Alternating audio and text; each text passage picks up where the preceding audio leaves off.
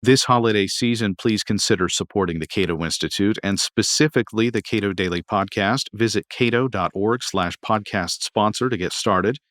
If you support Cato with a donation of $1,000 or more, I'll gladly give you a shout out on the podcast, or you can designate another individual to receive that benefit and all the other benefits of being a Cato sponsor. That website again is cato.org/podcast sponsor. And thank you for your generosity. This is the Cato Daily Podcast for Tuesday, December 24th, 2019. I'm Caleb Brown. Designing a policy for poverty eradication is not the same thing as designing a policy to end or reduce income inequality.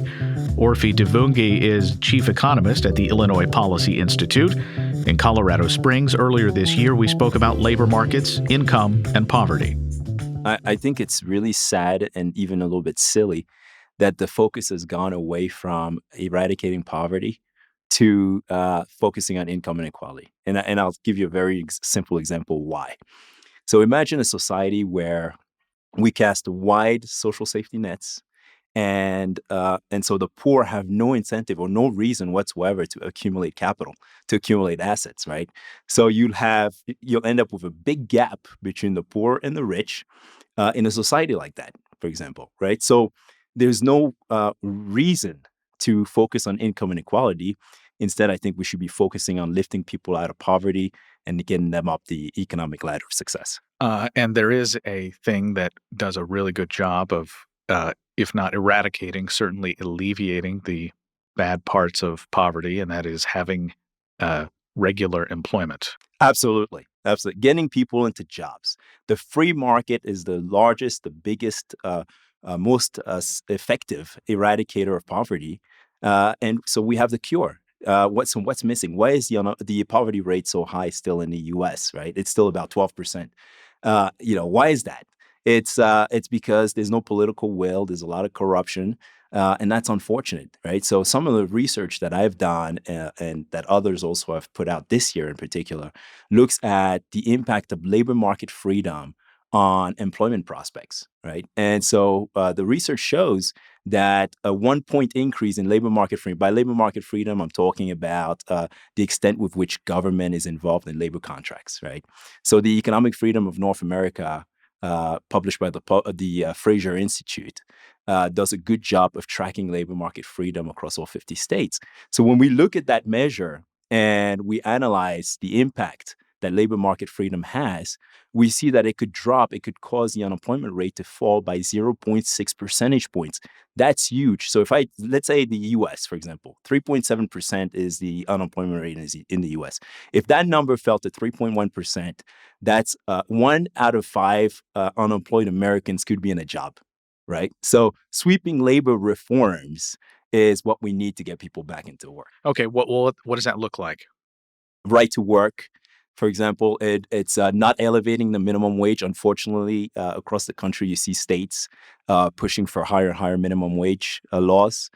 In Illinois, where I'm from, for example, the city of Peoria, so Chicago is a large city, huge wages. And so a $15 per hour minimum wage in Chicago might not make a huge difference. But in a city like Peoria, Illinois, it would make a 82% increase in labor costs.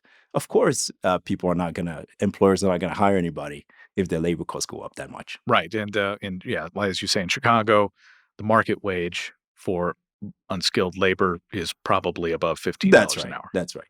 Chicago would absorb the whole thing. Okay. So minimum wages and right to work. What else? The extent of, hiring and firing restrictions, severance pay, that, those types of policies. Union density, for example. Union density, we see that in places where there's less, fewer union strongholds, the labor market thrives better, right? So, you have, I'll give you a good example. We have the Chicago Teachers Union right now on strike and asking for more and more money. Right. So they're already the highest paid teachers in the country. Well, what does that mean? It means fewer dollars for taxpayers. We see in Chicago, we see up to 16% property tax increases in some areas year over year. That's taking so much out of the value of your home, out of your wealth. And so, of course, that depresses economic growth. So if people are not concerned or not convinced that income inequality is not a problem, I've started looking at the most obvious case, the white-black employment gap, right?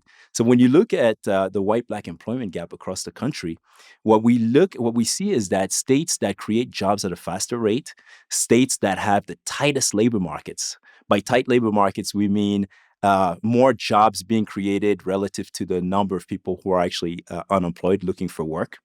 Those states with really tight labor markets see lower cases of discrimination, right? But they also see a much smaller white-black employment gap.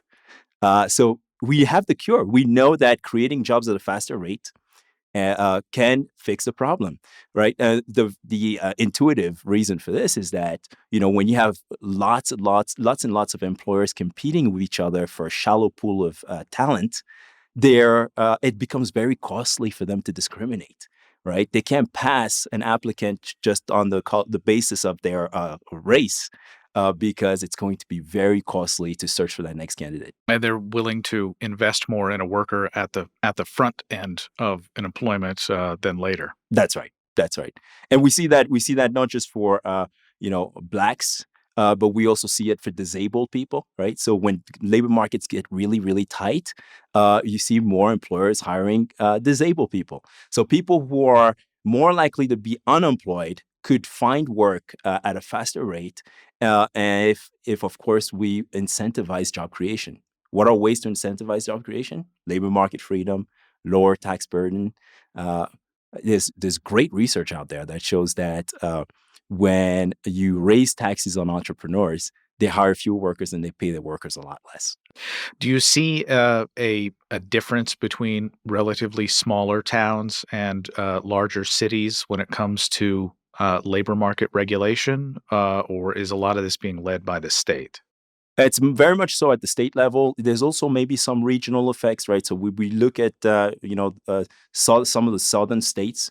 We see that they're less regulated, right? So you got Texas, Florida, so you see a lot less regulations in the South. And it's really interesting because you see the reverse migration, great migration of, you see Black people leaving the Chicago area and going back south. There's a reason for that. They're looking for opportunity, right? Chicago has the most college-educated Black population and the highest Black unemployment rate. That makes no sense. Orphe Divounguy is chief economist at the Illinois Policy Institute. We spoke in October in Colorado Springs. You too can support the Cato Institute and this podcast with an end-of-year gift. Visit cato.org/podcast sponsor. And thank you.